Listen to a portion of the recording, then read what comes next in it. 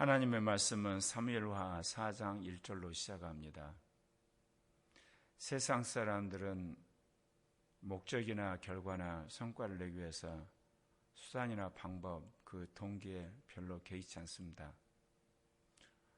세상의 사람들이 나를 어떻게 평가하고 내가 얼마나 돈을 벌고 내가 어느 자리에 올라가고 어떤 학위를 따느냐, 결과라든지 또 눈에 보이는 그런 현상들, 그리고 목적, 그것만 그럴싸하면 됩니다.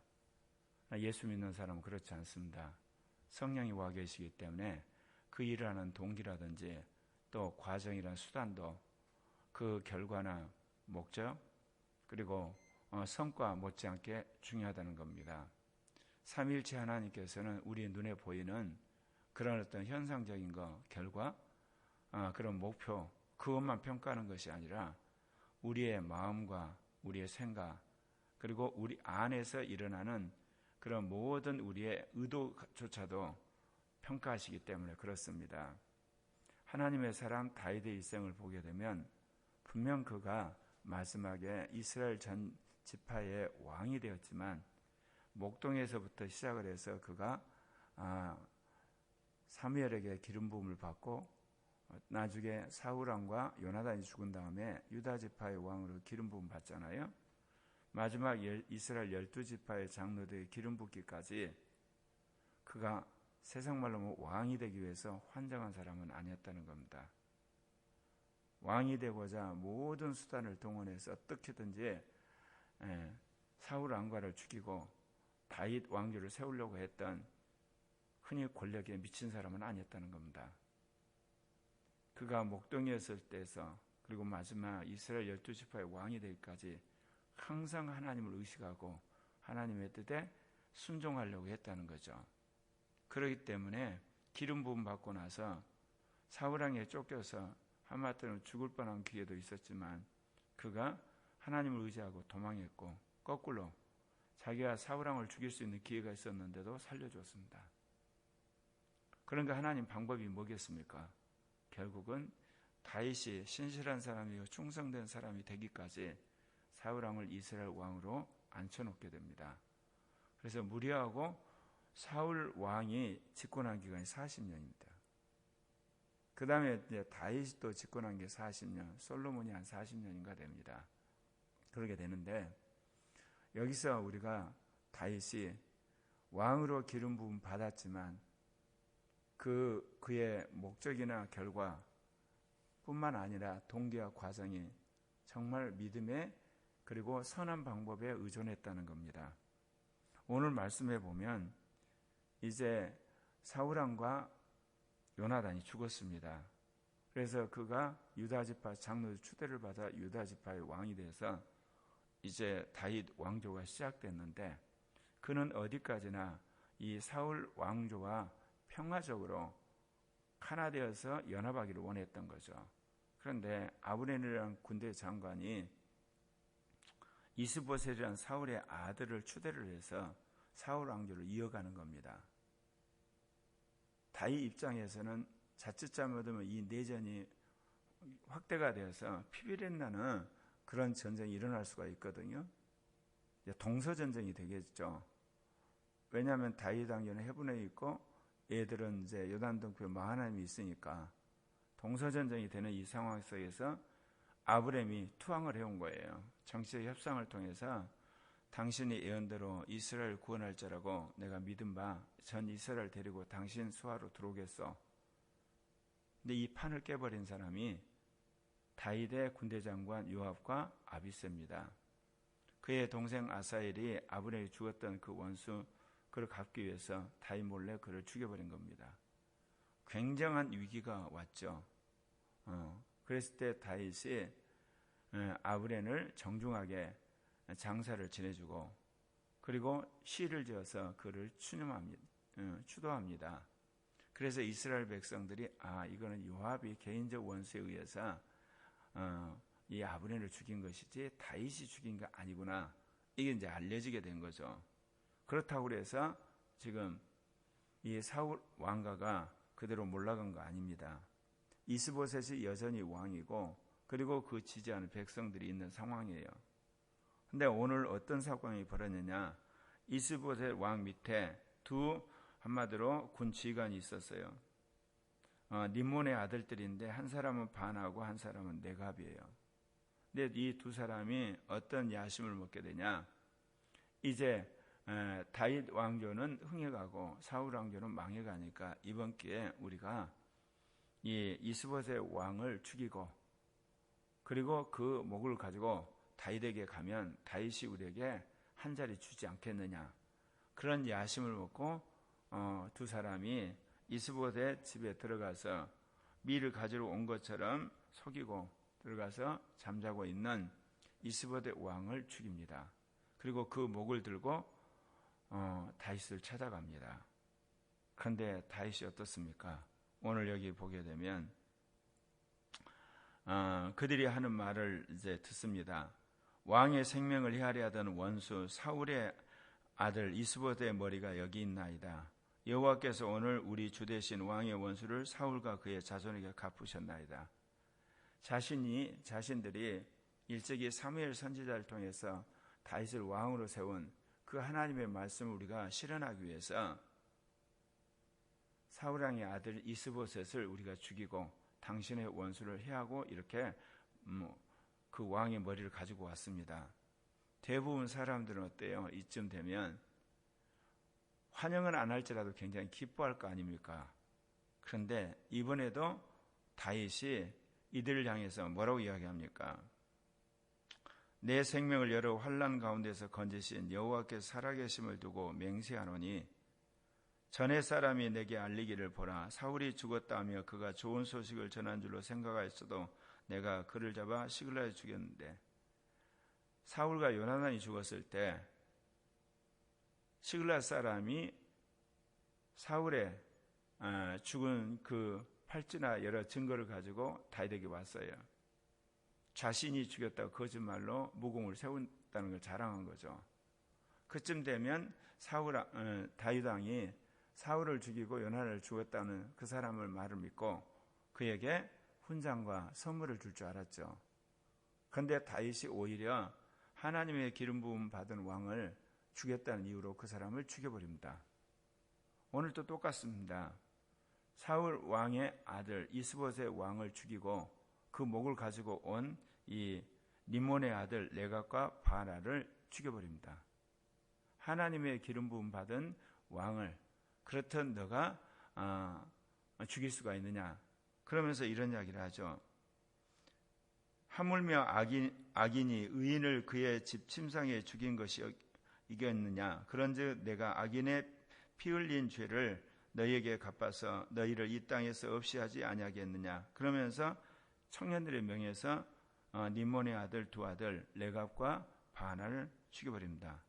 그리고 거꾸로 이스보셋 왕의 머리를 헤브론에 있는 아브람 무덤에 매장해 줍니다. 이거를 정치적으로 얼마든지 우리가 해석할 수가 있습니다. 다윗이 정치적인 하나의 수수로서 내심 기쁘면서도 사울 왕가를 지지하는 사람들을 정치적으로 흡수하기 위해서 이런 쇼를 했다. 그렇게 해석할 수도 있겠죠. 그러나 분명한 것은 그런 쇼라도 이것은 정치인으로서 정말 탁월한 선택이고 충성된 자세라는 겁니다. 대부분 사람은 그렇지 않습니다.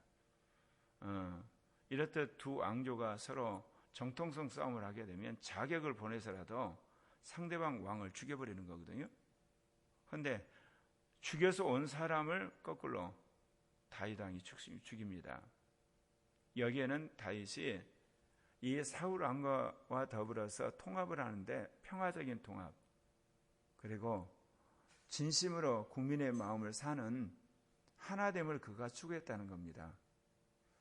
그가 단순히 왕이 되기 위한 거라 했다면 사울 왕을 죽일 수 있을 때 죽여버렸겠죠. 그러나 그는 요나단과 약속도 있지만 하나님이 자신을 목동 신분에서 어느 날 불러내서 왕을 시킨 이유를 알고 있어요. 하나님이 사무엘을 통해서 사울을 또 하나님이 기름 부었잖아요. 실은 두 사람 다 목동 출신이죠. 근데 하나님이 사울왕을 패한 이유가 뭐냐 이거지. 사울왕이 그렇게 악한 짓을 한 사람이 아니에요. 그러나 하나님 보시기에 하나님이 주시는 거룩함을 훼손한 거예요.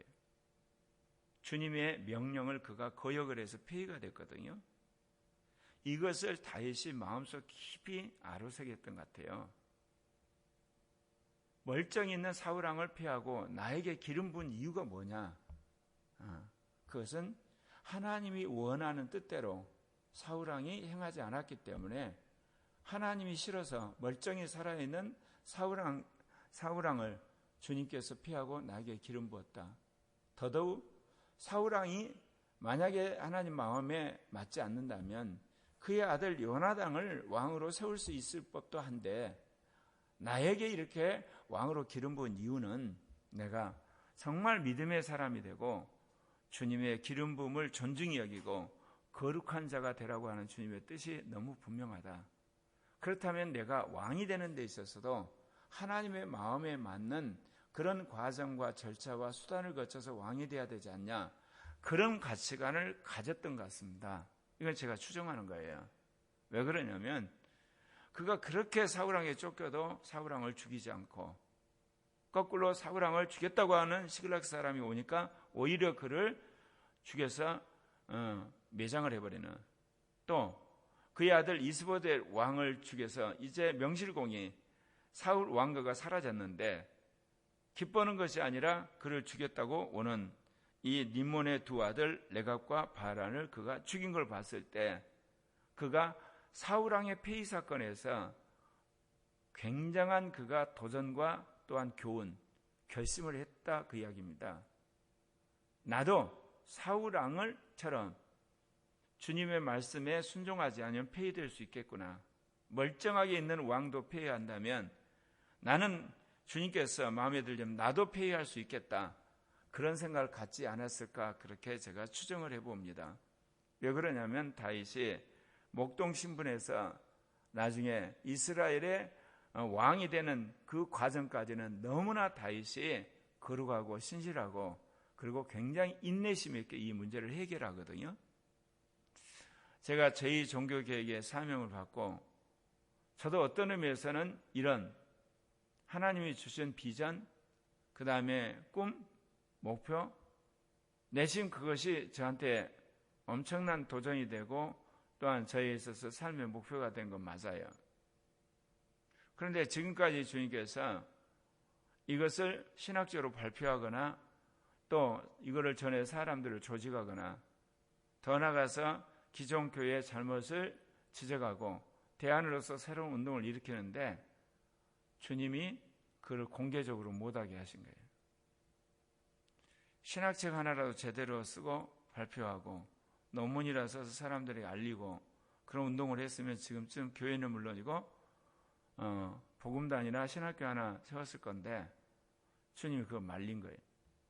특별히 신은순 목사를 통해서 하나님이 기존 교회와 이게 분란을 일으킨, 그러니까 제가 뭐 잘못했던 게 아니고 이제 새로운 개혁된 신학이고 그리고 전략이고 또한 그런 어떤 새로운 형태의 교회 형태이기 때문에 기존에 있는 교회가 불가피하게 싸울 수밖에 없거든요. 대립할 수밖에 없고 이해관계 충돌을 해요. 그러면 나는 이제 개혁하는 세력이고 기존에 있는 교회 지도자들은 기득권 세력이니까 그것이 드러나게 되면 교회가 두 개로 쪼개 싸울 텐데 무리하시고 제가 35년을 기다렸댔는데 참 그게 미스터리였어요. 근데 주님이 나에게 개인적으로 준 이야기는 제2 종교개혁의 모토는 이렇듯 신학을 주장하고 무슨 메시지를 전하고 전단지를 만들고 무슨 논문을 발표해서 사람들을 기업하는 것이 아니라 너부터 실천해야 된다. 그게 결정적이었어요, 저한테. 또 한편에서는 신은수 목사가 말한 것처럼 적을 놔두고 아군끼리 서로 싸우면 안 된다. 그게 이제 모토가 돼서 계속해서 순종하면서 왔댔는데 6년 전에 그걸 알게 됐어요. 동성애의 독재를 알고 나서 주님께서 제2 종교개혁은 이 동성애 독재를 싸우는 것이 시작되는 거구나. 기존의 교회의 잘못됨과 죄악과 허물을 드러내가지고 그를 공개적으로 교회와 싸움에 시작되는 게 아니고 교회를 죽이려고 하는 국가 권력과 싸움으로 시작되는 거구나. 그걸 깨닫고 제가 그를 싸우면서 뭐를 느꼈냐면요. 주님이 하시는 말씀을 제가 실천적으로 받게 됐어요. 루터 종교개혁은 위로부터 아래거든요. 로마 교황권이라고 하는 유럽의 종교 권력으로부터 한 개인이 종교 자유를 얻게 되는, 그때가 1791년인가? 미국의 수정헌법이 이제 그 발표됨으로 명실상부한 개인의 종교 자유와 신앙의 자유가 확보되기까지 1517년에서 얼마나 많은 세월이 흘렀습니까? 철저한, 어떻게 보면 위로부터 아래로 혁명이에요. 그러니까 어마어마한 사람들이 종교전쟁과 종교개혁 그리고 종교적인 혁신 가운데 죽어갑니다. 가톨릭 신자도 죽어가고 개신교 신자도 죽어가죠. 그 와중에 시민혁명까지 일어나니까. 근데 하나님은 제2종교개혁은 거꾸로 개인부터 시작한다는 거예요. 개인이 바뀌고 가정이 바뀌고 지역교회가 바뀌고 그리고 이제 교단이 바뀌고 민족교회가 바뀌고 세계가 바뀌는가. 한마디로 개인이 변하고 실천하는 거죠. 가족이. 그거를 제가 이 동성애 독재와 싸움에 뛰어들면서 알게 된 거예요. 그러니까 지지부진할 수밖에 없어요. 개인이 그 말씀을 받아들이고 변해야 되니까. 그리고 소그룹이 바뀌어야 되고 지역교회가. 그런 하나님 계획이 있으니까 코리아 교회가 지지부진할 수밖에 없어요. 저도 하나님의 그런 다스림을 받지만 코리아 교회에 있는 간사님들과 집사님들 그리고 장년, 청년, 청소년, 어린아이도 그 다스림 안에 있거든요. 그 단적인 표현이 뭐냐. 우리 교회에 하나님께서 수많은 치유사역이 있었는데 우리가 흔히들 보는 것처럼 내가 나사렛 예수 이름으로 명하노니 무슨 병아 나가라. 그럼 그 자리에서 낫는 사람이 거의 없어요. 그런데 그 사람이 깨닫고 새로운 사람으로 바뀌고 또 가치관이 바뀌고 그리고 주님 앞에서 자기의 삶을 회개하고 그러면 나중에 하나님 불침병도 낫게 하는 거예요. 현대병도 낫게 하고. 그러니까 하나님께서는 치유도 우리를 성화의 수단으로 삼는가. 취직도 성화의 수단, 결혼도 성화의 수단, 그리고 은사도 성화의 수단. 모든 걸 하나님께서 우리를 이기는 자를 만들고 첫째 부활에 이르는 사람을 만드는 수단으로 만들어가는 게 너무너무 명확한 거예요. 그러니까 교회적으로도 실천을 해야만 코리아 교회를 쓰시는 거예요. 설교를 듣고 은혜를 받고 은사를 받고 능력 받고 흔히 사회적인 지위가 올라가고 이래갖고 하나님 쓰시는 게 아니고 확실하게 주님께서 말씀하신 것처럼 임마누엘의 이기는 자 첫째 부활의 사람이 되고 그런 가치관이 새겨져야만 하나님이 그 사람과 가정과 교회를 쓰시는 거예요. 다윗의 일생을 보면서 결국은 저도 그렇고 코리아 교회를 다윗의 일생처럼 하나님이 이끌어 가시는 거예요. 개인적으로 성령의 기름 부음을 사무엘에게 받고 사울이 죽고 나서야 유다 지파의 기름 부음을 받고 그리고 이스보데 왕이 죽고 그 가문이 몰락하고 나니까 이스라엘 12지파 장로들이 와서 기름 부음으로 그가 되는 과정. 그런 과정을 하나님이 저 자신과 코리아 교회 제2종교개혁이 그런 과정을 받는 걸 새삼 느끼게 됩니다. 그러면서 제 안에 없어진 게 있어요. 어떤 형태적인 정치적 야욕이나 종교적 명예심 그리고 흔히들 말하면 어떤 그 사역에 있어서 자리다툼 이걸 주님께서 완전히 무릎 빼버린 거예요. 40년 세월을 오면서 이제 나이도 들어서 그것 자체가 의미가 없어져 버리는. 제가 마음속으로 가장 좋아했던 사람이 민족을 구원하기 위해서 모세였는데 내 인생은 거꾸로 다윗처럼 단계적으로 완전히 자아를 죽이고 순종하는 인생을 살게 오는 거. 근데 이런 것들을 저도 몰랐지만 코리아교 형제자매도 잘 몰랐죠. 이제 지나가고 나서야 이제서 이제 하나님이 우리 개인이 이기는 자 첫째 부활 임마누엘 사람이 돼야 되는구나. 이제 2세 받아들인 거죠. 그 전까지만 해서 언제 하면 교회가 커져서 예배당을 사고, 그리고 교회가 부흥돼서 우리도 마음껏 이 나라와 세계 가운데 복음을 전하고 선교사를 파송하고 흔히들 말하는 부흥하는 교회가 될까, 그런 생각만 했지, 정말 내 자신이 바뀌어서 정말 나는 죽고 주님이 사는 사람이고 육신이 아니고 그 영을 따라 살 것인가, 우리 목사님과 그렇게 살면 더불어서 이제 교회에 기름 부어서 교회가 부흥돼, 그런 생각을 했다가 계속 하나님이 우리를 지체시킨 거 보고 이제 간사님들 바뀌고 집사님들, 청년, 청소년, 어린이들까지 이제 그 가치관이 들어가기 시작한 거예요.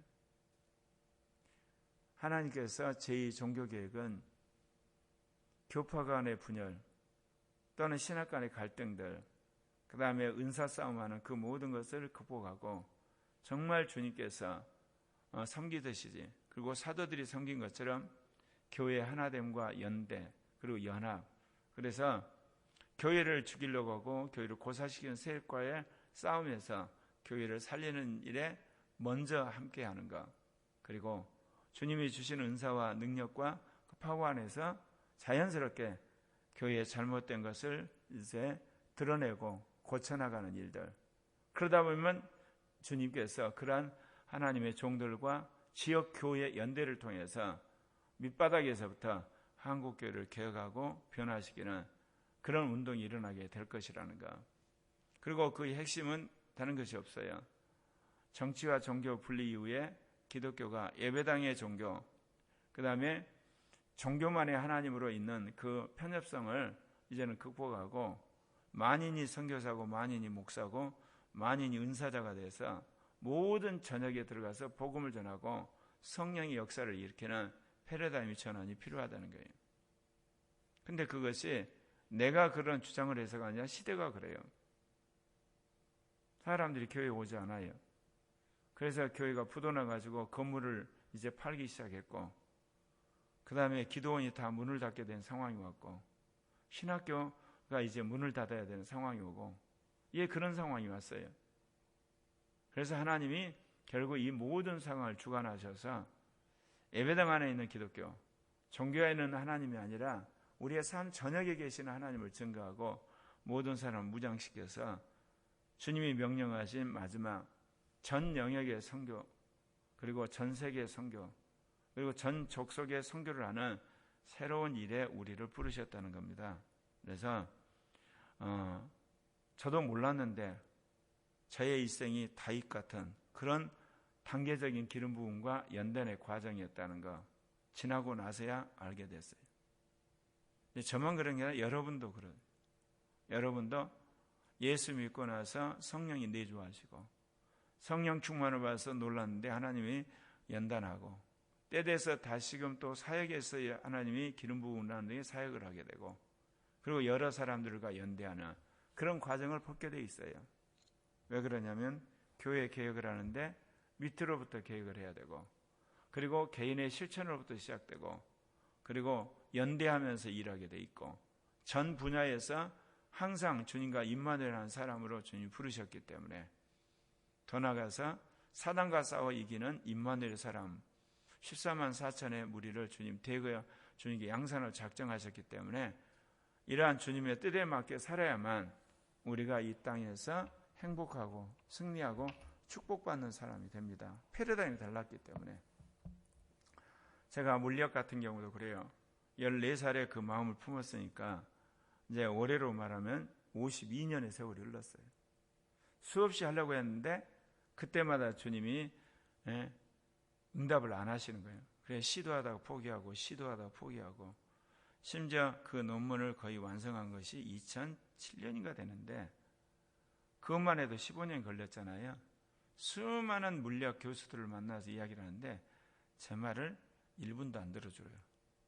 그래서 하나님 때가 아니구나. 근데 이제 어제 스위스에 있는 클래시컬 피직스에 이제 투고가 됐어요. 앞으로 한 2, 3주 안에 결판이 나요. 또 하나는 앞으로 한 2, 3주 후에 투고를 하게 되면 같은 클래시컬 피직스인데 두 개가 이제 투고가 되면 결판이 나고 혹시 거기서 거부를 하면 거기서 만든 이 논문을 전 세계 물리학자들에게 다 뿌릴 생각입니다. 그래서 하나님께서 52년 동안 기도하고 연구하고 작성한 논문 통해서 뉴턴과 아인슈타인의 절대적 시간 공간과 상대적 시간 공간을 통합한 새로운 상대적 절대론을 주님께서 인준하리라 저는 믿어요. 그래서 제가 성격이 굉장히 급한 사람이고 조급한 사람인데 정반대로 굉장히 전략적이고 느긋한 사람이고 기다리는 사람으로 만들어 버리셨어요. 왜냐? 나를 성화시켜야 되니까. 나를 온전한 사람 만들어야 되니까. 근데 나만 그런 게 아니라 여러분도 똑같아요. 그러니까 여러분도 무슨 이게 성과나 결과나 뭐 돈이나 무슨 이게 위치 이게 중요한 게 아니에요. 속 사람부터 바뀌셔야 돼요. 가치관부터. 하나님은 그런 단계로 우리를 인도하세요. 예. 고려학교에 온 모든 형제자매들이 이러한 주님의 의도와 패러다임을 확실히 알고 순종하는 그런 지체들이 되었으면 합니다. 기도합시다.